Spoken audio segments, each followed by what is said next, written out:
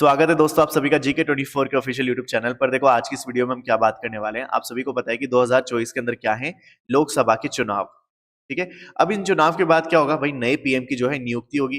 तो जब नए पीएम की नियुक्ति होगी तो हमारे लिए जानना जरूरी बनता है कि जो मोदी गवर्नमेंट है, ठीक है, मोदी गवर्नमेंट के कार्यकाल के दौरान इंडियन इकोनॉमी को जो है क्या फायदा होता है, इंडियन इकोनॉमी ने कैसे परफॉर्म किया, ये सब जो है आज की इस वीडियो में हम जानेंगे। और हम कोई भी पॉलिटिकल जो है उसको कंसिडर नहीं करेंगे, पॉलिटिकल एस्पेक्ट को, हम सिर्फ इकोनॉमी के टर्म्स में बात करेंगे। इंडियन इकोनॉमी को जो है क्या फायदा होता है मोदी गवर्नमेंट से और आम लोगों को क्या फायदा होता है। तो इन सब चीजों को हम आज की इस पूरी वीडियो में डिस्कस करने वाले हैं। तो चलिए शुरुआत करते हैं। देखो जब मोदी गवर्नमेंट जो है सत्ता में आती है 2014 के अंदर, तब बीजेपी गवर्नमेंट जो है 7 स्टेट्स में हुआ करती थी। उनमें से 5 स्टेट्स कौन कौन से हैं? गुजरात, राजस्थान, मध्य प्रदेश, छत्तीसगढ़ एंड गोवा। और उन 5 राज्यों में ऐसा था कि जो बीजेपी के चीफ मिनिस्टर थे वो रूल करते थे। और आंध्र प्रदेश और पंजाब ऐसे स्टेट्स थे जहां पे the party was in junior ally in the NDA government. लेकिन अगर आज की डेट में बात करेंगे तो बीजेपी जो है काफी मेजोरिटी में आपको देखने को मिलेगी। करीब 15 स्टेट्स एंड यूटीज में जो है इनकी सरकार है। The party is an either power on its own और a part of the ruling alliance in UP. जहां पे पार्टी या तो खुद से रूल करती है या फिर रूलिंग अलायंस के थ्रू जो है अपनी सरकार को रन करती है। अब कौन कौन से स्टेट्स आज की डेट में आपको देखने को मिलेंगे? That is UP, Maharashtra, Madhya Pradesh, Gujarat, Haryana, Uttarakhand, Assam, Tripura, Arunachal Pradesh, Goa, Manipur, Meghalaya, Nagaland, Sikkim and Pondicherry. और अब जो है राजस्थान भी जो है इसकी लिस्ट के अंदर ऐड हो चुका है। तो एक बार मैप से भी देख लेते हैं। तो आपको यहाँ पे 2 तरीके के मैप आपको देखने को मिल जाएंगे। यहाँ पे है 2014 का मैप, ठीक है। 2014 यानी जब मोदी गवर्नमेंट यहाँ पे सत्ता में आए थे। तो आप यहाँ पे देख सकते हो जो बीजेपी के अंडर स्टेट्स थे उनकी आप यहाँ पे इमेज देख सकते हो। लेकिन अगर आप आज इसको कंपेयर करोगे 2023 या 24 के अंदर, तो आप यहाँ पे पाओगे कि majority of the states are under the यहाँ पे बीजेपी गवर्नमेंट, ठीक है। यहाँ पे आप देख सकते हो। तो इससे एक चीज समझ में आती है कि through out these decade, over a decade क्योंकि होने वाला है मोदी गवर्नमेंट को, तो यहाँ पे किस तरीके से बीजेपी की जो है यहाँ पे क्या हुआ है, एक तरीके से ड्रास्टिकली फैन फॉलोइंग इंक्रीज हो गई है। चलिए अब आगे देखते हैं। एक क्लेम होता है यहाँ पे, एक क्लेम बोला जाता है कि फ्रेजाइल 5 से लेकर टॉप 5 तक की जो है पूरी जर्नी तय हुई है इस पूरे मोदी कार्यकाल के अंदर। देखो कैसे पीएम मोदी जो है रिपीटेडली कांग्रेस पार्टी को ये बोलते हैं कि भाई तुम्हारी वजह से जो है इकोनॉमिक वोज यानी इकोनॉमिक क्राइसिस जो है देश को फेस करना पड़ा है। उन्होंने कहा है कि इंडिया जो है 2014 से पहले फ्रेजाइल 5 की कैटेगरी में आता था, यानी फ्रेजाइल 5 यानी कमजोर 5 देश, ठीक है, उसकी कैटेगरी में जो है इंडिया आता था। लेकिन जैसे ही मोदी गवर्नमेंट आती है सत्ता के अंदर, जैसे वो रूल करना स्टार्ट करते हैं और देखते देखते आज की डेट में आप बात करोगे तो इकोनॉमी जो है इंडिया की वो 5th लार्जेस्ट इकोनॉमी है इन द वर्ल्ड, ठीक है। तो यहाँ पे यही बोला गया है, from being the 10th largest economy in 2014 India is now 5th largest economy in the terms of GDP. जब 2014 था तब इंडिया क्या था, 10वें नंबर पे आता था, बट 2023 के अंदर जो है इंडिया 5th लार्जेस्ट इकोनॉमी है। जो इंडिया है इन्होंने UK, France, Italy, Canada, Brazil जैसे देश है उन सभी को क्या है पीछे कर दिया in terms of GDP. GDP has also grown at a good pace in the Modi era except for a few laws triggered by reforms such as demonetization, GST as well as the COVID pandemic।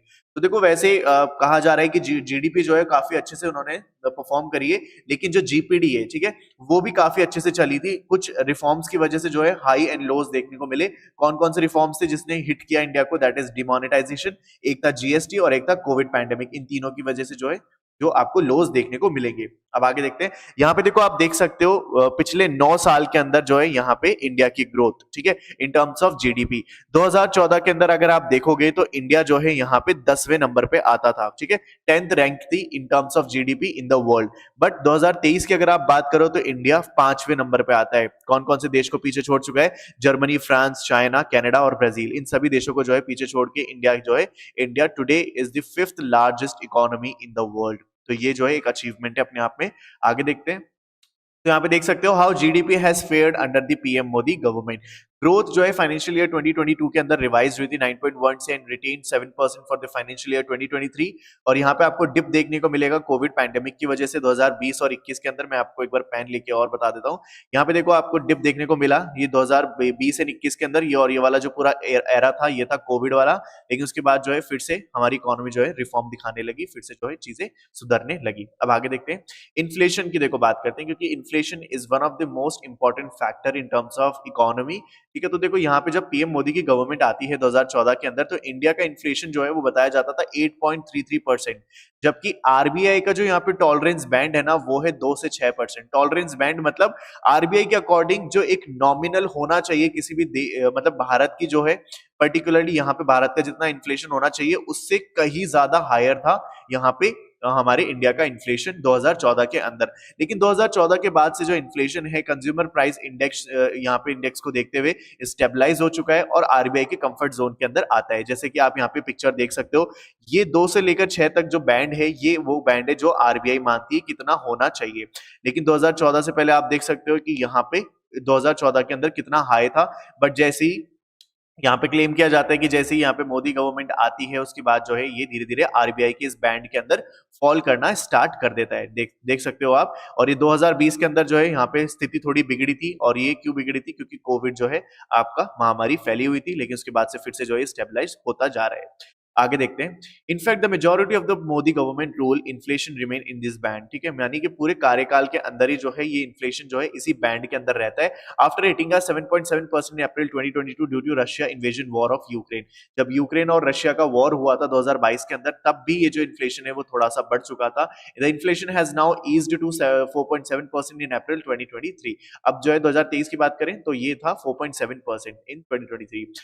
The issue of unemployment has been thrown in an otherwise impressive record। यहाँ पे unemployment का जो issue है वो जो है मोदी की government में बढ़ा। देखो यहाँ पे द जॉबलेस रेट जो है 5.4% जो है 5.4% था when Modi assumed the power in 2014।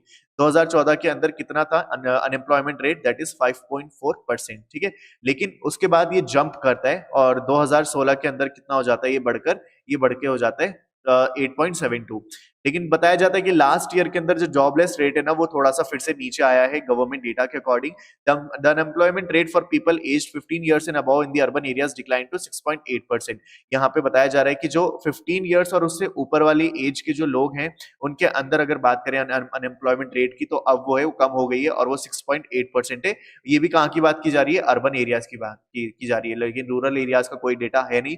और यहाँ पे देख सकते हो जनवरी और मार्च 2023 के अंदर जो है 8.2% बताया जा रहा था, ठीक है। तो यहाँ पे ये है अभी अनएम्प्लॉयमेंट रेट एज पर दी एनएसएसओ, ठीक है। तो यहाँ पे ये चीज हमें देखने को मिली over 2 decades in office.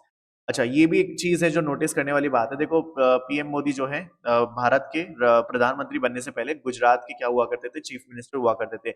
Narendra Modi has been in office for nearly 22 years without a break, यानी कि अगर बात करें ये ऑफिस होल्डर कब से हैं, मतलब इन्होंने पूरे 22 साल से जो है ये काम कर रहे हैं। Modi served as the chief minister of Gujarat in 2001 and 2014। यहाँ पे 2001 में जो है ये सत्ता में आए थे as the chief minister of Gujarat, और ये 2014 तक कंटिन्यूअसली सर्व करते रहे एज अ चीफ मिनिस्टर, और करीब इन्होंने जो है 12 साल तक जो है यहाँ पे काम किया। इसके बाद ही took oath as a prime minister of India, और 14th नंबर के जो है ये भारत के प्राइम मिनिस्टर बने 2014 के अंदर, and has been holding in office since then for a total of 3021 291 days. इतने दिनों तक जो इन्होंने ऑफिस होल्ड किया। This makes PM Modi the longest serving head of an elected government in India with 7898 days in power, और इसी की वजह से क्या बन जाती है, longest serving head of elected government. देखो यहाँ पे आप देख सकते हो लिस्ट है ये ऑफ किसकी, longest serving heads of elected government की, जिसमें स्टेट और सेंटर जो है दोनों को ही इंक्लूड किया गया है। तो सबसे टॉप पर जो है आपके प्राइम मिनिस्टर नरेंद्र मोदी, फिर उसके बाद है जवाहरलाल नेहरू, ठीक है। यहाँ पे जो प्राइम मिनिस्टर नरेंद्र मोदी है इन्होंने 7898 डेज तक सर्व किया है। जवाहरलाल नेहरू ने वही 6130, और इंदिरा गांधी थी, मनमोहन सिंह थे, और इस तरीके से जो है लिस्ट गोज ऑन, ठीक। आगे देखते हैं। अब देखो ये पूरे 9 साल का जो पूरा ब्यौरा है ना वो यहाँ पे देखने को मिल रहा है, जहाँ पे ये पता चलता है कि पर्टिकुलर सेक्शंस में किस किस को क्या क्या मिला है, कितने ज्यादा जो पुअर्स के लिए जो वेलफेयर स्कीम्स हैं वो लेकर आए, ये आपको देखने को मिलेगा। देखो यहाँ पे अगर बात करें पुअर्स की, तो यहाँ पे क्या हुआ उनके लिए, तो यहाँ पे बोला जा रहा है 80 crore people getting free food grains, ठीक है। यहाँ पे 80 करोड़ लोगों को जो है फ्री फूड ग्रेन्स देने की बात की जा रही है। ओवर 3 करोड़ फैमिलीज रिसीव पक्का हाउसेज, यहाँ पे सभी को पक्का मकान मिला है under the PM Awas Yojana. कितने लोगों को, 3 करोड़ लोगों को। मैं यहाँ पे जो भी आपको डेटा बता रहा हूँ ये सारा का सारा वो है जो न्यूज पे या फिर ऑलरेडी जो वेल नोन वेबसाइट्स हैं उनसे मैंने इसको कलेक्ट किया है। तो ऐसा कुछ भी नहीं है कि मैं जो है अपनी तरफ से ऐड ऑन करके बता रहा हूँ, ये सारी की सारी चीजें आपको इंटरनेट पे अवेलेबल मिल जाएंगी। देखो 11.72 करोड़ टॉयलेट्स जो है बिल्ड किए गए अंडर द स्वच्छ भारत मिशन, 12 करोड़ जो है हाउस होल्ड को जो है वाटर कनेक्शंस मिले। अब बात करते हैं नारी शक्ति यानी कि वुमेन एम्पावरमेंट के लिए क्या हुआ है, driving Nations progress. Smoke free kitchens मिले हैं वुमेन्स को, 9.6 करोड़ एलपीजी कनेक्शंस मिले अंडर द उज्ज्वला योजना। रिस्पेक्ट फॉर वुमेन इंश्योर्ड की गई है, परमानेंट यहाँ पे कमीशन बिठाई गई है इन आर्म्ड फोर्सेस, ठीक है। ओवर 27 करोड़ मुद्रा लोन्स दिए गए हैं वुमेन बेनिफिशरीज को। मैटरनिटी लीव जो है वो 12 वीक से बढ़ाकर 26 वीक तक कर दी गई है। यहाँ पे आप देखते हैं युवा शक्ति यानी कि जो देश का युवा है उसके लिए क्या क्या किया गया है। कॉलेजेस जो हैं वो काफी सारे ओपन हो चुके हैं, यूनिवर्सिटीज ओपन हो गई है। मेडिकल कॉलेज जो हैं वो इंक्रीज कर दिए हैं 387 से लेकर 693 इन द लास्ट 9 ईयर्स। यहाँ पे बहुत सारे यानी मतलब करीब 7 नए आईआईएम और 7 नई आईआईटीज जो है स्टैब्लिश की गई है 9 सालों के अंदर। 1.37 करोड़ यूथ जो है ट्रेन किए गए अंडर द कौशल विकास योजना। इंडिया जो है थर्ड लार्जेस्ट स्टार्टअप इकोसिस्टम बन गया है in the world. More than 97,000 startups जो है यहाँ पे पूरे एकदम शुरू किए गए इन द लास्ट 9 ईयर्स, ठीक है। यहाँ पे देखते हैं फार्मर्स के लिए क्या किया गया। More than 11 crore beneficiaries receive 6,000 every year under the PM किसान योजना। Nearly 6-fold rise in agricultural budget in 9 years. इसके अलावा over 1.33 lakh crore settled in claims under the PM फसल बीमा योजना। तो ये सारी की सारी योजनाएं जो हैं ये किसानों के लिए चलाई गई। Affordable accessible quality health care for all, यानी हेल्थ केयर सिस्टम में हेल्थ केयर में क्या जो है चीजें देखने को मिली। नंबर ऑफ एम्स, जो एम्स हॉस्पिटल हैं वो इंक्रीज हो गए देश के अंदर। वो 8 थे पहले, अब लेकिन आज के डेट में 23 हैं। तो ये कब हुआ, पूरे 9 सालों के कार्यकाल के अंदर। 50 करोड़ जो लोग हैं वो आयुष्मान भारत में जो है यहाँ पे अपना फ्री ट्रीटमेंट करा सकते हैं up to 5 lakh annually.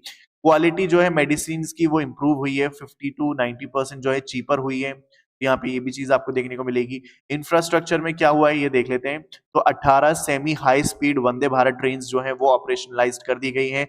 Number of airport जो है वो डबल हो चुके हैं, पहले ये 74 हुआ करते थे, आज के डेट में 148 है।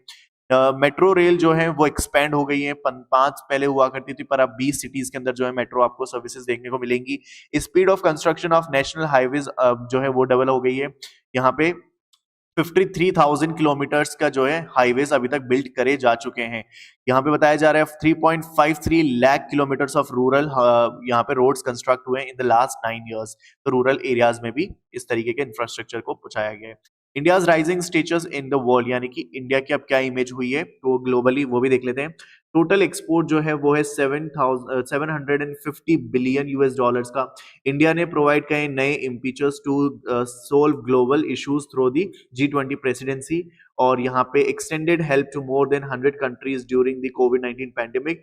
इंडिया मतलब इंडिया की इमेज के बारे में अगर बात करो ना तो इंडिया की इमेज काफी ज्यादा इंप्रूव हुई है ग्लोबली, ठीक है। India is now been recognised. आपको पता है जब ये पूरा इजराइल और हमास का पूरा वॉर चल रहा था तब इंडिया के ऊपर सबकी इमेज मतलब सबकी नजरें इसलिए टिकी हुई थी जब ये पूछा गया था यूनाइटेड नेशन के द्वारा कि आप वोट करिए कि कौन सा देश चाहता है कि लड़ाई को जो यहाँ पे रोक दिया जाए और कौन सा देश जो चाहता है कि हम इसमें कुछ ना बोले। तो पूरे के पूरे जितनी भी बड़ी बड़ी कंट्रीज थी ना उन सबकी नजर थी इंडिया के ऊपर कि इंडिया क्या बोलता है। तो इंडिया की इमेज जो है आज के टाइम पे बहुत बड़ी एक इमेज है। और आपको पता है कि जितनी भी इंटरनेशनल समिट्स होती हैं उसके अंदर इंडिया को बहुत ज्यादा जो है एक तरीके से प्रायोरिटी दी जाती है। यहाँ पे देखिए विरासत और विकास में क्या क्या आपको देखने को मिलेगा।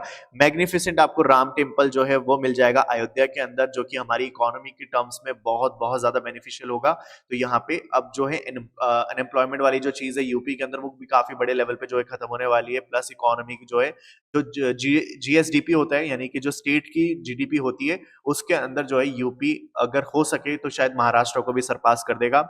Honouring the faith of the people through the construction of the cultural and the spiritual heritage sites, यानी यूपी के अंदर जो है स्पिरिचुअल हेरिटेज साइट्स को काफी ज्यादा बढ़ावा देखने को मिला है। मोर देन 230 यहाँ पे आर्किटेक्ट्स को जो है मतलब स्टोलन आर्किटेक्ट जो हमारे देश से चुरा लिए गए थे उसको वापस से लेकर आया गया है। बट स्टिल वी होप कि हमारे जो देश का कोहिनूर है हम उसको भी वापस ले आए, ठीक है। वो अभी तक वापस नहीं आया है बट एनीवे आगे देखते हैं। Shedding the colonial mindset the country is marching towards a developed India. यहाँ पे इंडिया जो है डेवलपिंग अभी मतलब कहलाता था, तो अब जो है हम डेवलप्ड वाले फेज में धीरे धीरे एंटर होते जा रहे हैं।